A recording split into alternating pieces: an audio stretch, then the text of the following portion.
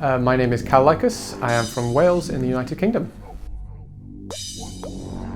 I started with Audiotool maybe around 2012-ish. I used to write poetry back then, and from there moved into sort of writing lyrics. I can't sing, so I wanted to come up with a way of producing an idea for songs that I could then present to a singer to try and get them to work on it.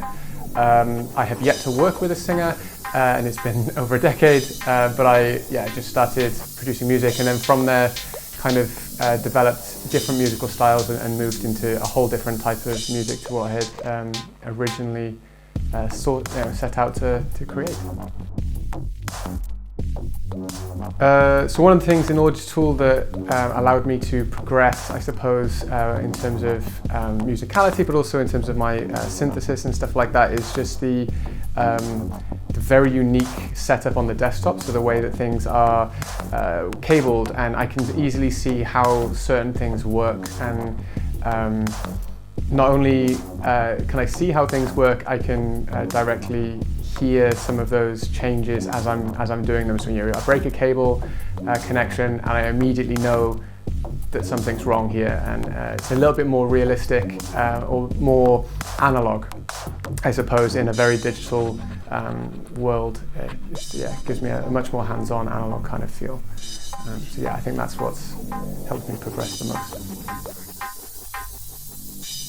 So other than the stuff I mentioned earlier about the desktop and the way the cabling works and things like that, I suppose the community aspect of Audiotool is one of the things I value the most about it. The way people are able to communicate together, comment on each other's tracks in the same way that you'd get usually on publishing platforms, but we can do it directly on the same space that we have that DAW, so you can get almost instant feedback on something. And then in the last 5 or 6 years, the live collaboration means that feedback can be instantaneous. You can invite someone into your draft, and they can immediately evaluate where you're at and give you some feedback on things, which is just a huge improvement in terms of the speed and efficiency with your workflow. I think that community element is absolutely the thing I value the most.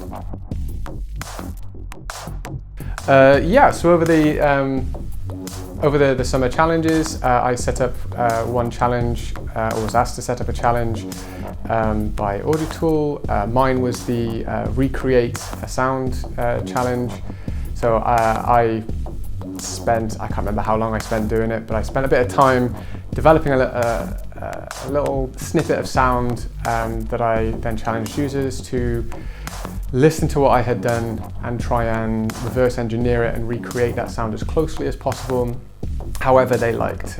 So I did it with 2 synths, ring modulation, a handful of effects, and modulation, so no automation at all.